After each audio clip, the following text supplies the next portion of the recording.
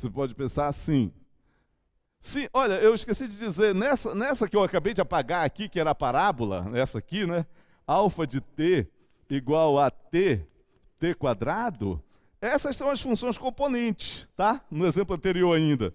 O x de t é t, o y de t é t quadrado, tá? Essas são as funções componentes.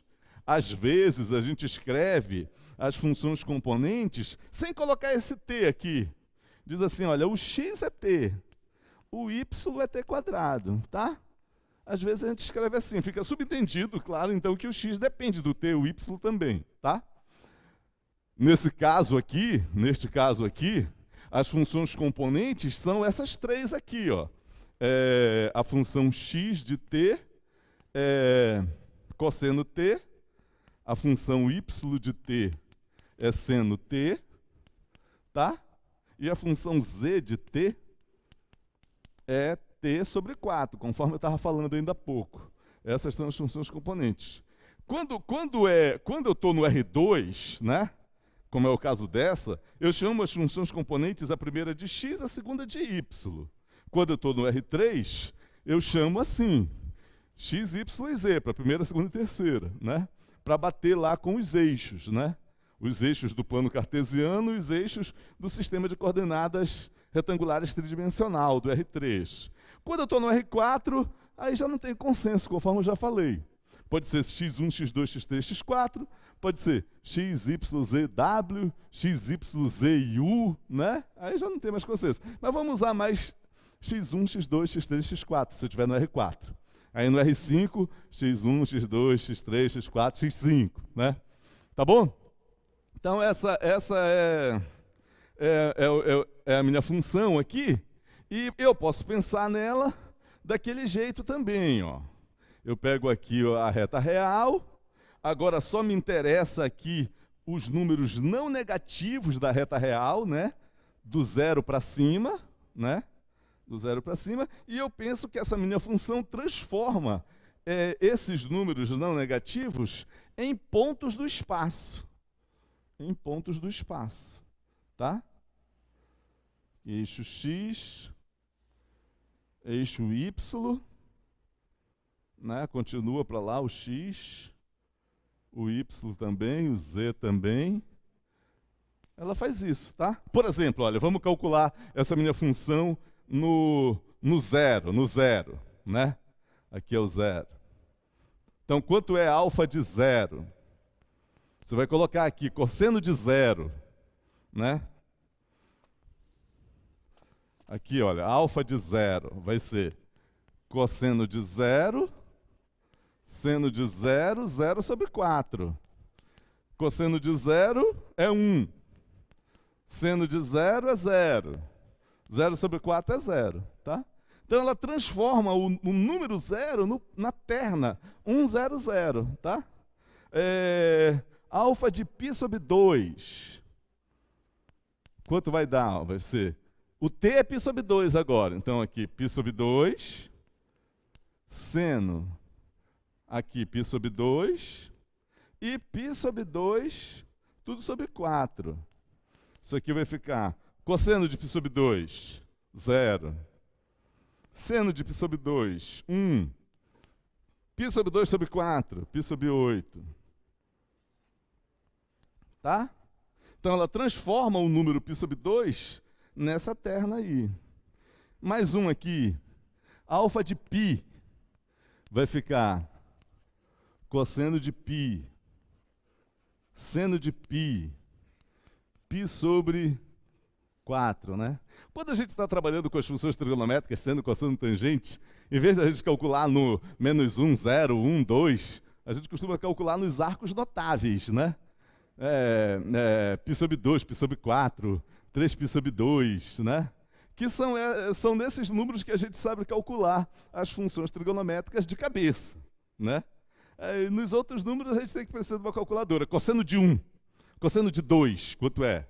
Não dá para só pegando uma calculadora. Mas nos arcos notáveis eu sei calcular o seno e o cosseno, né? Aí tá. Aí cosseno de π é menos 1. Seno de π é 0.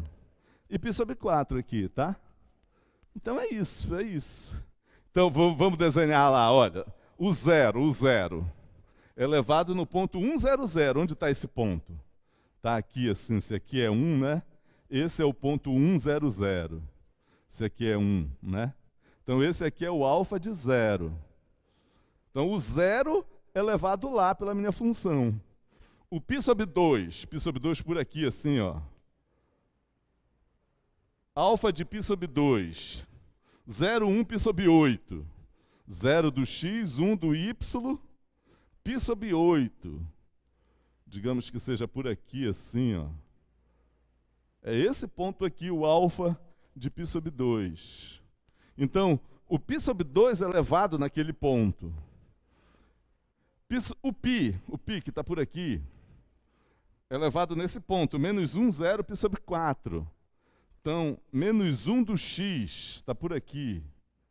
Menos 1, aqui 1, aqui π sobre 8, né?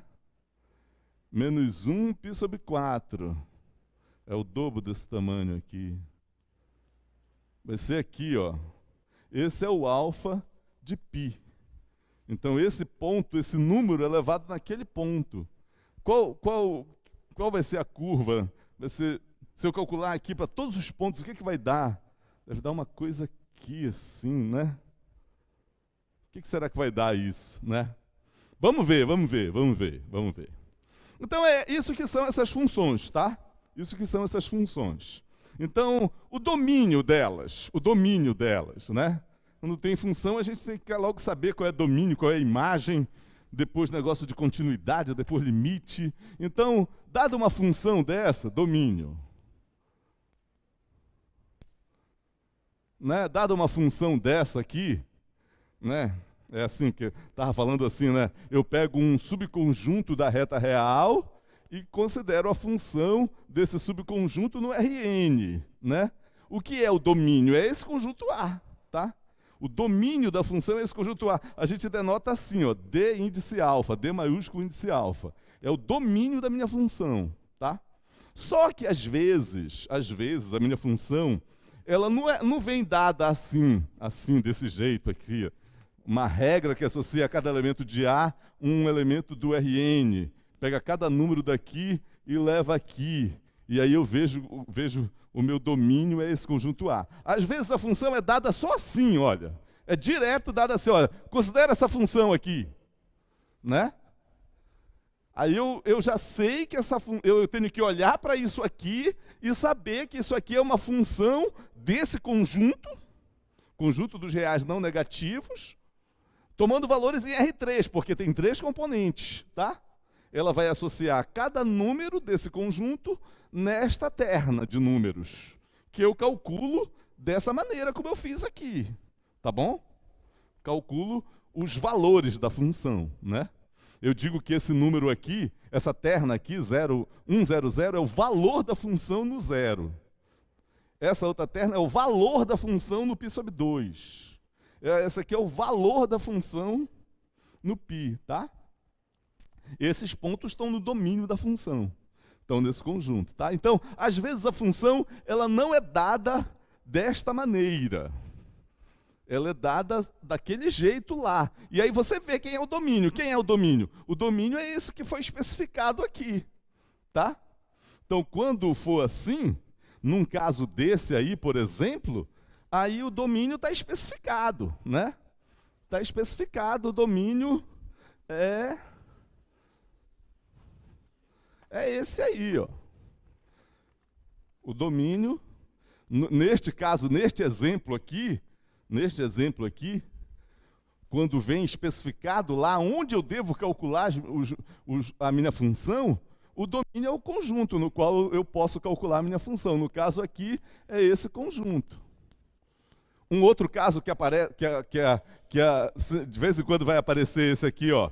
Alfa de t igual a cosseno t, seno t, parecido com essa, só que agora no R2. Não tem essa parte aqui. Só cosseno e seno. Aí o t entre 0 e 2π, né? Quem é o domínio? É esse conjunto aqui.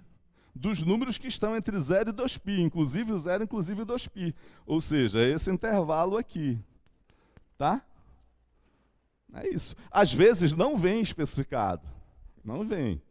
Por exemplo, aquele primeiro exemplo que eu dei, né? Não vem especificado. Só é apresentada a função. Considere esta função, né? T² Não fala nada aqui. Aí você considera como domínio aquele maior possível. Maior entre aspas, né? Que se você for estudar lá matemática mais avançada e for estudar cardinalidade de conjuntos, você vai ver que um intervalo pequenininho tem o mesmo número de elementos de um intervalo maior. Aí fica sem sentido você falar de conjunto maior e menor, né? Aqui não, é o maior possível, de acordo ainda com a nossa intuição do que é maior e menor, né? Esses conceitos lá da matemática de conjuntos infinitos são assim bem contraintuitivos, né? Se vocês forem estudar matemática, um dia vocês vão se deparar, matemática avançada, vocês vão se deparar com esse tipo de coisa. Mas então, voltando aqui, quando eu tenho uma função na qual não é especificado nada onde eu devo calculá-la, eu considero o maior possível. No caso aqui, por exemplo, eu posso calcular essa função em todos os números reais e essa também. Então, o domínio é o conjunto dos números reais. Tá? Mas, por exemplo, esta outra aqui, olha, alfa de t igual a raiz de t 1 sobre t menos 1. Essa aí, né? As minhas funções componentes são essas duas. Essa aqui não dá para calcular em todos os pontos. Essa aqui só dá para calcular para t não negativo.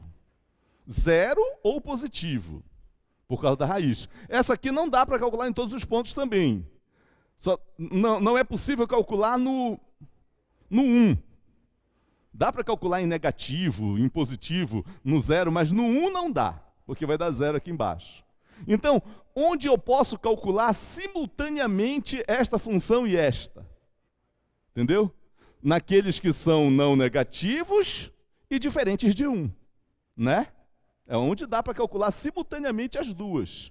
Então, o domínio da minha função vai ser o intervalo 0, 1, aberto no 1, unido com o intervalo 1 mais infinito. Pode ser expresso assim, tá? É o caso em que eu tenho um domínio que é uma reunião de intervalos, tá bom? É isso. Então, de um modo geral, pessoal, se for apresentada uma função para você desse tipo aí, de uma variável real valores em Rn, e aqui são dadas as componentes dela, tá? As n componentes dela, pode ser 2 componentes, 3 componentes, 4. O domínio dessa função vai ser o conjunto dos pontos nos quais eu posso calcular estas funções todas simultaneamente. Tá? Ou seja, vai ser a interseção dos domínios de cada uma delas. Tá? Vai ser o domínio da x1, interseção com o domínio da x2, interseção com o domínio da xn. É isso que é domínio. Se você fosse aqui, por exemplo, desse exemplo, as funções aqui, a função x de t é a raiz de t. A função y de t é a 1 sobre t menos 1. Tá? O domínio dessa primeira aqui são os não negativos. O domínio desta aqui todos os reais excluindo o 1. Qual é a interseção desses dois conjuntos? É esse aqui, tá? É esse aqui. Os pontos que estão simultaneamente num e no outro, tá? Então é assim que é domínio dessas funções, tá? Imagem, conjunto imagem. Imagem é mais emocionante. Ó,